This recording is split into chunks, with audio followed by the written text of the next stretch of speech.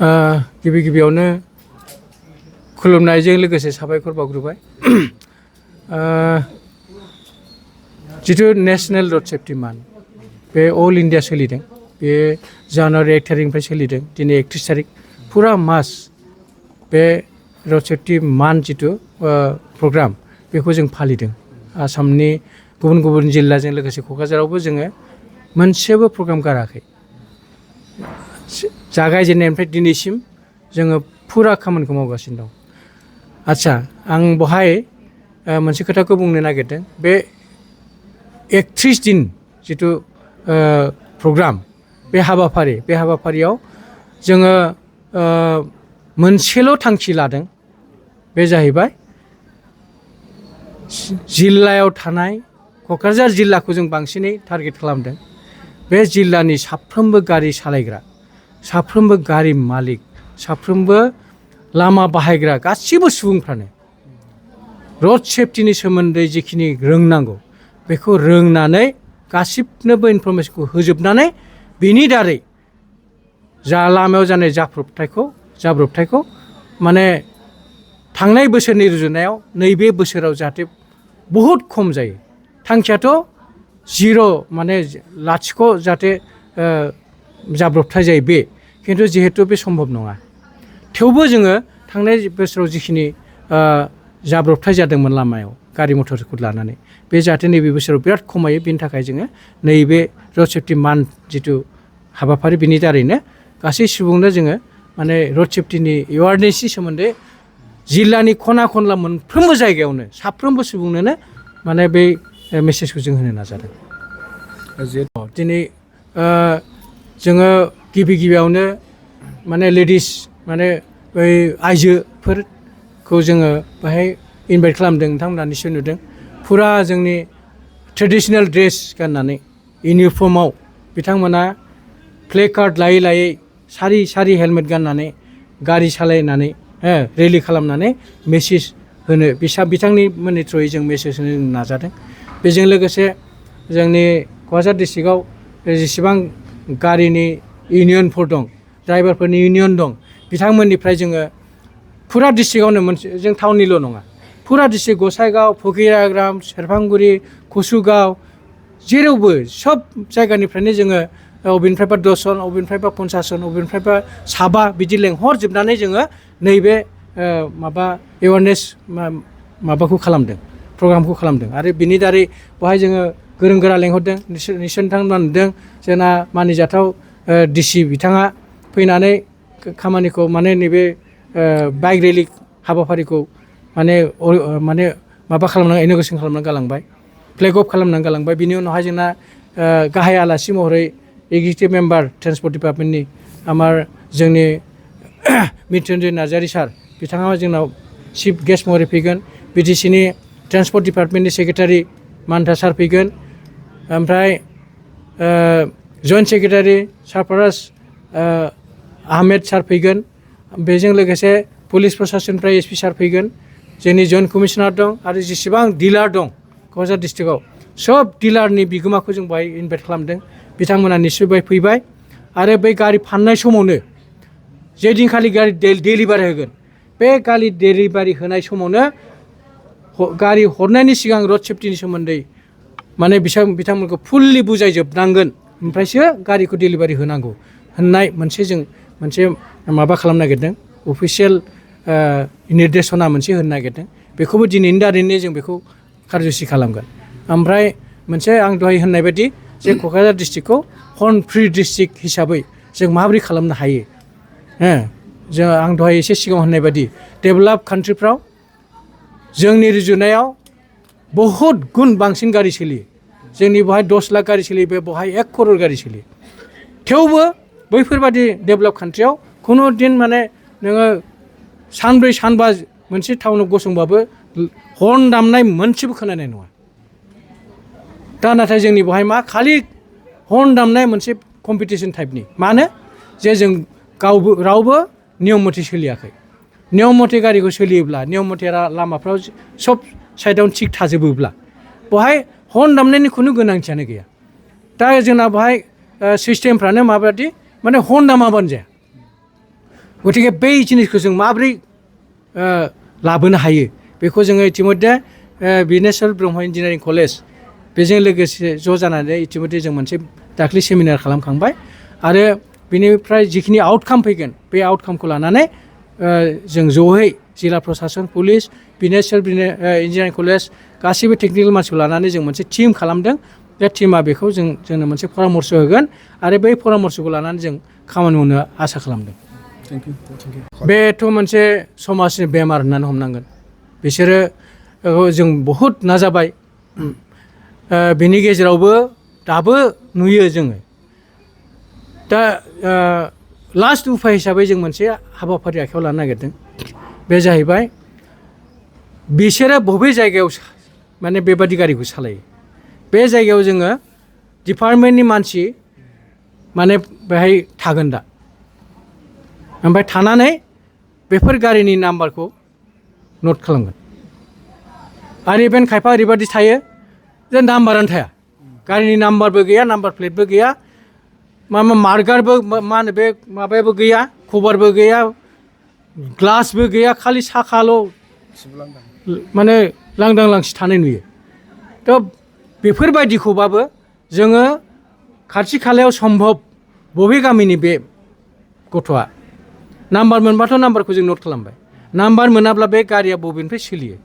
बेखौ जोङो फुरा डिटेल्सखौ लानानै जोंनि जिथु सरकारि जिथु माबा जोंनि जिहेतु थाखानाय जोंहा डिस्ट्रिक्ट रड सेफ्टि कमिटि दं बेनि दारै ट्रेन्सपर्ट डिपार्टमेन्ट पुलिस प्रसासन आरो जिल्ला बेंगिरि ज'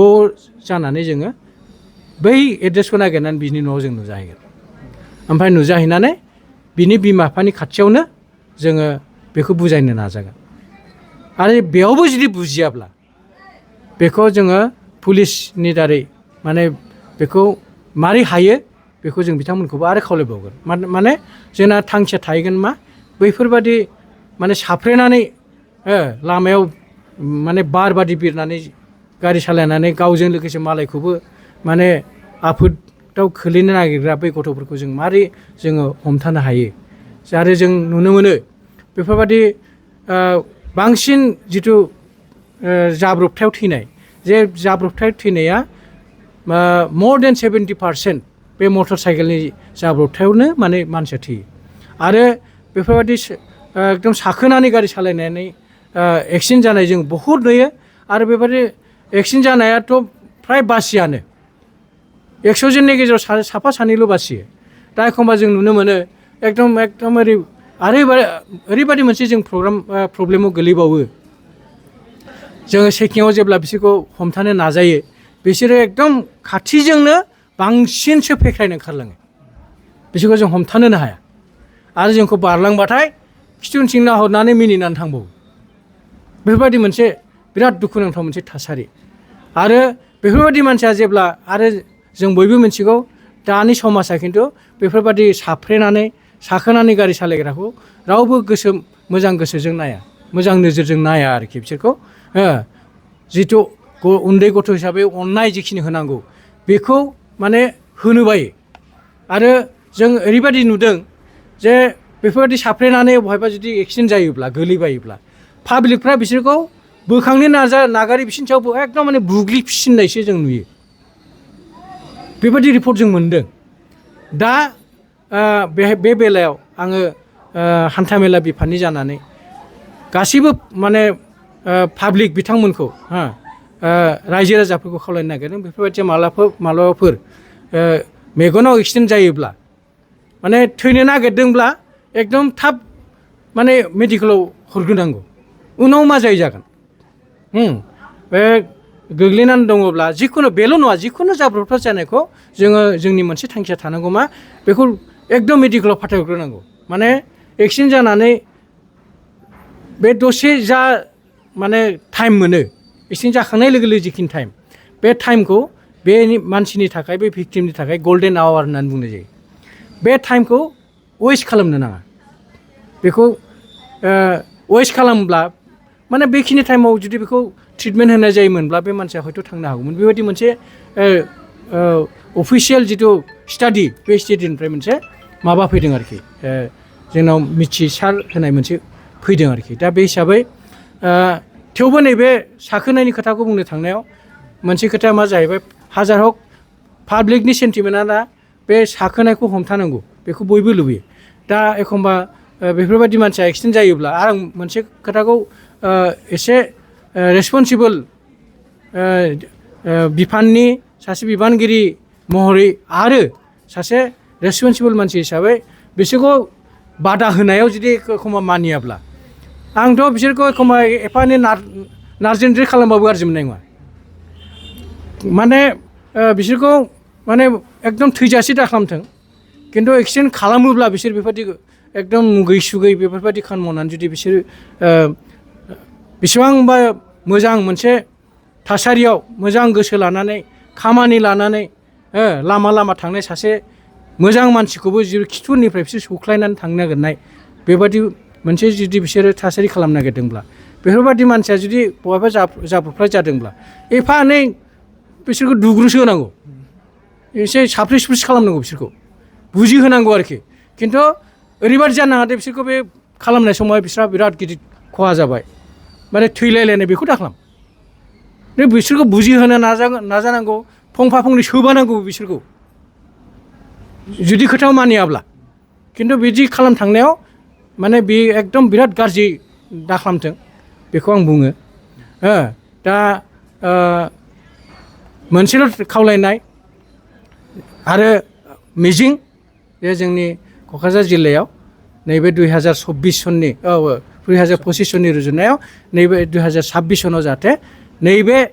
जिथु जोंनि हाबाफारि बे हाबाफारिनि दारै जोङो सारा क'क्राझार जिल्लानि खना खनला मेसेज हरनायनि उनावहाय जाहाथे बयबो गावबो सासे रोंगौथि गोनां मानसि हिसाबै खामानिजों देखायथों जोंना बहुद मानसिया नुयो माने रोंनायनि उनावहायबो माने खुब माने रोङि बादि जों सोर मिथिया जे मटर साइकेल सालायब्ला हेलमेट गाननाङा होननानै सोरबा सानो नामा गाननांगौ जे बे खोथाखौ बयबो मिथिगौ बांद्राय स्पिडआव गारि सालायबा जाब्रबथाय जायो बेखौबो जों बयबो मिथिगौ जुमाय लोंनानै गारि सालायबा कन्ट्रलाव थाया जोंबो बेखौ मिथिगौ दा बेखौ मिथिनायनि उनावबो माने जों माने बे गोरोन्थिखौ खालामबाय थायो जाहाथे बेखौ खालामा बै खालामा होननाय जिथु खालामनाङा होननाय जिथु बाथ्रा जिथु सोदोब बेखौ एकदम माने साफ्रोमबोनिबो गोसोआव जों सोनो जों नाजादों दिनै जितु क्लजिं सेरेमनि रड सेफ्टि माना फैयो नंगौ बे बोसोरै जायो दा बिनि सिदा फिननाया ओरैबायदि जागोन जे स्टेटिस्टिकेल डाटानि सायावसो बे जिहेथु जादों दा गभर्नमेन्ट अफ आसामनिफ्राय मोनसे रिपर्ट ओंखारदों नै दाखालिसो बे रिपर्टनि मथे नैबे 2026 माने जोंनि रड सेफ्टि इयारा माने जानुवारि 1 थारिखनिफ्राय डिसेम्बरनि 31 थारिखसिम जायो बे फाइनान्सियेल इयार बादि नङा आरोखि फाइनान्सियेल इयाराथ' मार्चनि 31 थारिखनिफ्राय एप्रिलनि माबासिम जायो नालाय खिन्थु जोंना रड सेफ्टिनि हिसाबा जानुवारिनिफ्राय डिसेम्बरसिमसो हमो थ' नैबे 2026आ जिहेतु दासो आरम्भ जोङो नायनांगोना जाहैबाय 2025 ओमफ्राय 2026आव मा जाया थ' सरकारि जिथु रिपर्ट बे रिपर्ट मथे 2024 सनाव जिखिनि लामा जाब्रबथाय जादोंमोन बिनि रुजुनायाव 2025आव माने क'क्राझार डिस्ट्रिक्टआव बे लामा जाब्रबथाय आरो थैनायनि हारा खमायदों आरो बेनिख्रुइ गिदिर खोथाया जाहैबाय थांनाय बोसोराव जिखिनि मानसि थैदोंमोन ओमफ्राय माने 2024आव ओमफ्राय 2025आव जिखिनि थैदों बे जिखिनि खमायनाय बे खमायनायनि रेटआ जिखिनि माने ओरैबायदि खमायदों जे बे खमायनाया सारा आसामाव नायोब्ला क'क्राझारावनो बयनिख्रुइ साबसिन रिजाल्ट जादों दा बेखौ लानानै जोङो